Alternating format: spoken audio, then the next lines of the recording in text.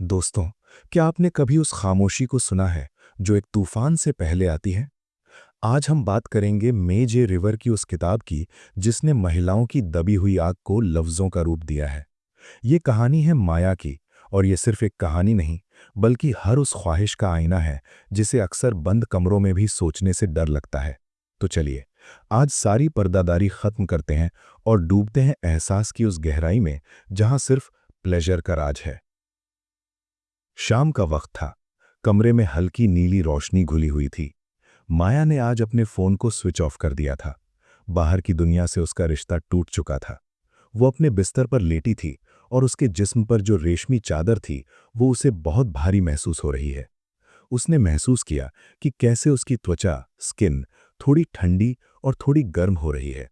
उसने अपनी आंखें बंद की और अपनी उंगलियों को अपनी गर्दन के नीचे कॉलर बोन पर फेरा।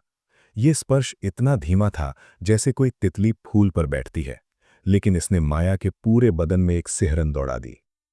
माया ने पहली बार महसूस किया कि उसकी अपनी उंगलियां कितनी करिश्मई हो सकती हैं।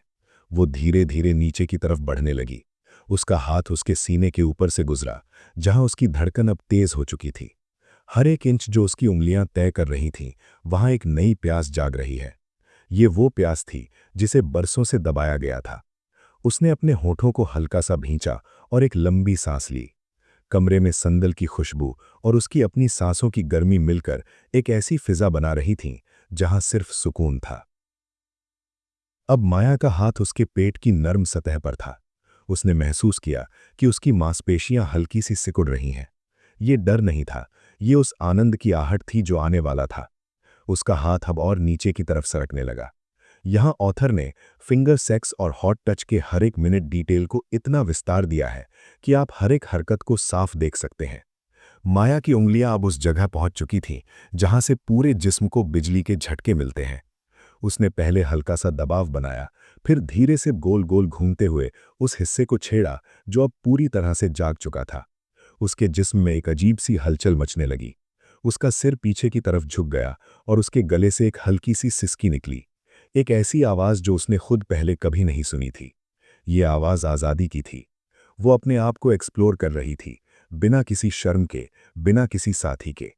उसने देखा कि कैसे उसके शरीर का तापमान बढ़ रहा है, कैसे उसकी हर सांस अब एक पुकार बन रही है। जैसे जैसे उसकी उंगलियों की रफ्तार बढ़ी, कमरे की खामोशी उसकी सिसकियों से भरने लगी। वो अब रुकना नहीं चाहती थी। उसने अपने बदन को थोड़ा ऊपर उठाया और अपने पूरे वजूद को उस एहसास के हवाले कर दिया। उसका हाथ अब एक नए ताल में चल रहा था।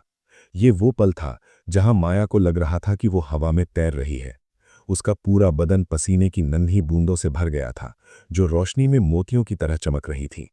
अचानक एक जोर का झटका लगा, जैसे कोई बांध टूट गया हो। माया का पूरा शरीर एक बार को कांप उठा और फिर एकदम से शांत हो गया। उसके चेहरे पर एक ऐसी मुस्कान थी जो किसी बड़ी जीत के बाद आती है।